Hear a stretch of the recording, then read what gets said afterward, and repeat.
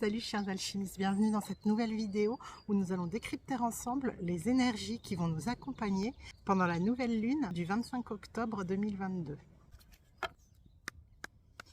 Alors c'est parti, les énergies qui vont nous accompagner pendant cette nouvelle lune.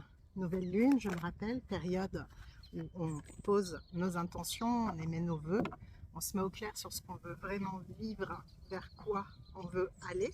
Et on remplit aussi nos chèques d'abondance pour ceux qui le veulent. Donc d'abord je vais faire le tirage avec les 3 oracles et ensuite je ferai l'interprétation générique. Maintenant je voudrais un message de nos âmes pour nous accompagner durant cette période lunaire pour qu'on en tire bien le plus de bénéfices possible. Message au niveau de l'âme. C'est des jolis messages. Alors des fois il y a des messages un peu plus lourds, un peu plus difficiles, c'est notamment le cas en période de pleine lune, quoiqu'encore c'est toujours positif parce que ça fait évoluer. Mais là c'est plutôt doux comme énergie, ce que je ressens, et plutôt agréable. Donc maintenant je vais demander un conseil de sagesse pour nous accompagner. Les corbeaux sont avec nous. Donc un conseil de sagesse. Oh, elle a volé. Waouh, magnifique, j'adore. Donc nous allons pouvoir procéder maintenant à l'interprétation. Alors au niveau des énergies qui vont nous accompagner, nous avons cette très belle carte qui nous parle de stimuler la joie. Vous voyez, c'est vraiment des tonalités. D'ailleurs je suis assortie. C'est le côté citrouille de fin octobre, donc beaucoup d'orange, de jaune, de rouge, c'est vraiment aux couleurs chatoyantes de l'automne. Et donc on nous dit d'être en harmonie avec ce qu'il y a meilleur en soi et chez les autres pour stimuler sa joie naturelle. Donc les énergies qui vont nous accompagner tout simplement seront des énergies joyeuses. Et je vais regarder le petit texte pour voir s'il y a des messages, des petites perles à ramasser sur le chemin. Voici ce que nous dit le texte sur stimuler ma joie. Quand je ressens en moi une intention aimante pour une personne qui m'est chère, la magie opère. Quand je prends soin d'une personne et lui envoie des bénédictions de paix, de bienveillance et de plénitude, je stimule ma joie et mon bonheur. À présent, je nourris ma capacité d'être aimable envers moi-même et les autres. Je m'inclus régulièrement dans mes vœux de bien-être, dans ma bienveillance et mes intentions aimantes. Comme nous sommes tous connectés, mon bonheur grandit grâce à cette harmonisation positive pour moi et pour les autres. Puissions-nous tous être en sécurité et en paix et vivre avec grâce et aisance. Amen. Donc en gros, ce qu'on nous invite ici, c'est de cultiver des pensées d'amour pour soi et pour les autres et de se réjouir en fait du bien-être des autres. On renforce, amplifie notre propre bien-être puisque, comme le texte nous le rappelle, nous sommes tous interconnectés. Et c'est aussi pour ça que quand il y a des drames, et en ce moment, rien de neuf sous le soleil, j'ai envie de dire, mais il y en a souvent, on peut aussi, pour les plus sensibles d'entre nous, ressentir ça assez violemment et donc être peiné par les drames qui arrivent autour de soi. Et c'est pareil aussi en positif.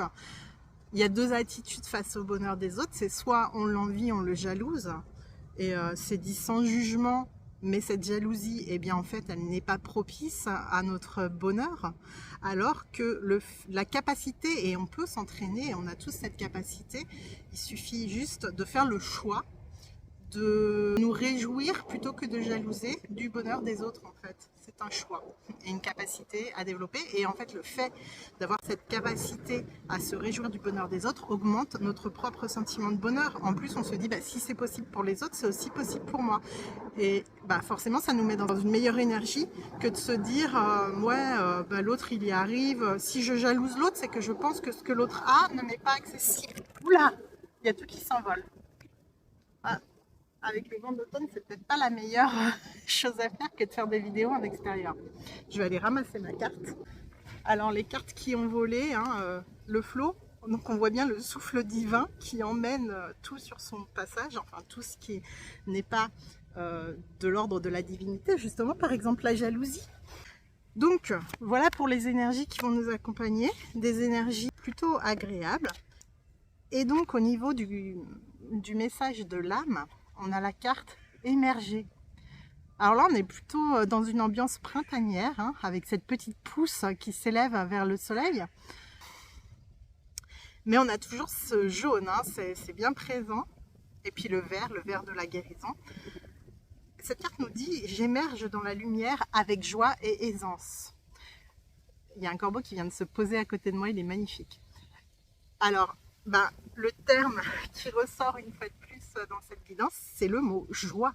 Donc vraiment, ça faisait longtemps que je n'avais pas eu un tirage aussi joyeux, aussi léger.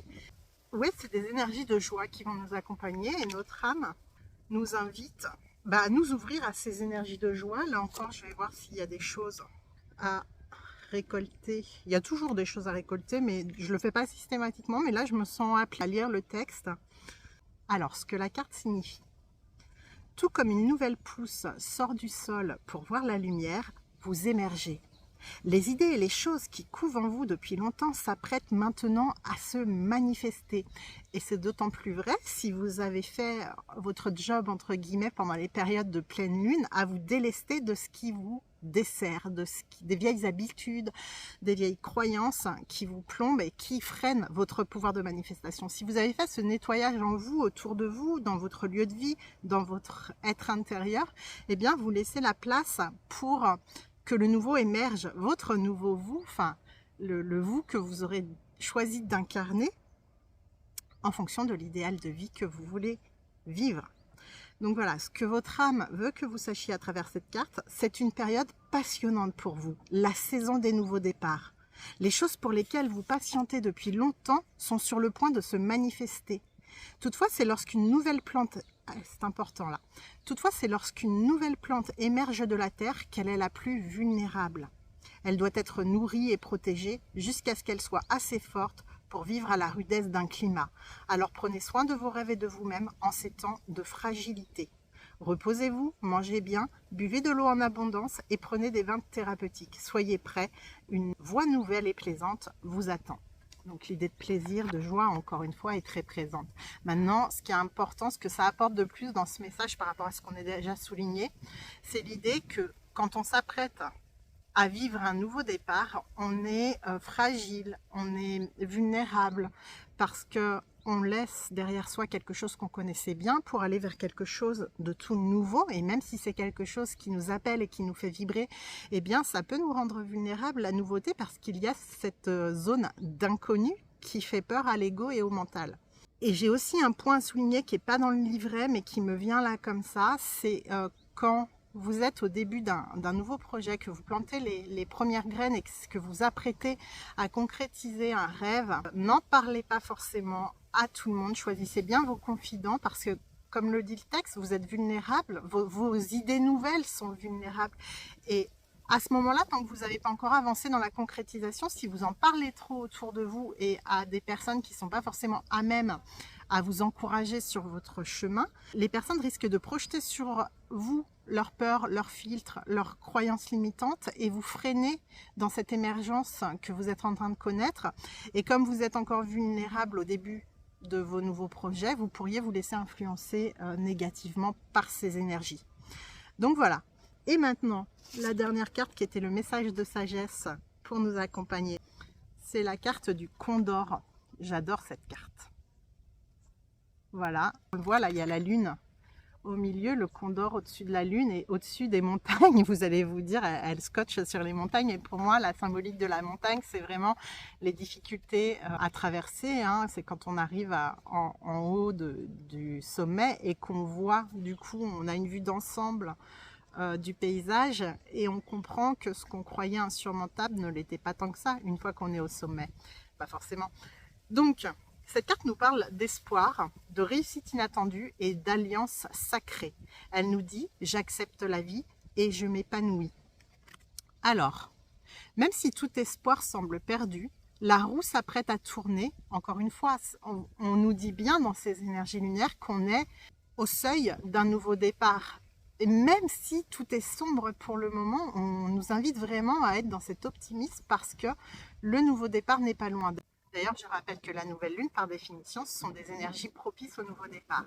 Ensuite, on nous dit, trouvez votre sagesse intérieure pour accepter ce dont les autres se détournent. Donc là, on vous invite à vous tourner vers vos rêves, vers votre authenticité et de ne pas forcément, encore une fois, vous laisser influencer par l'extérieur, par les autres. Et on vous invite enfin à vous nourrir de vos expériences passées pour renforcer votre âme. Tout ce que vous avez traversé, là, ces montagnes au sommet desquelles vous êtes arrivé, tout ça, tout ce qui a constitué des épreuves pour vous et aussi des succès, des réussites, sont là pour renforcer votre âme. Rappelez-vous des leçons de ce que ça vous a apporté là, de traverser tout ça. Et décidez de laisser les épreuves derrière vous pour vous ouvrir à la joie et profiter au mieux de ces belles énergies lunaires de joie et de nouveaux départs. Je crois qu'on en a tous bien besoin dans cette période, pas toujours très réjouissante. Et voilà, et à l'heure où l'énergie va poser question cet hiver, eh bien, cultivez au mieux votre énergie vitale. Voilà, bah, écoutez, je vous embrasse, ça a été un plaisir pour moi de vous retrouver pour cette nouvelle lune et je vous dis à la prochaine pleine lune. Ciao, ciao, prenez soin de vous.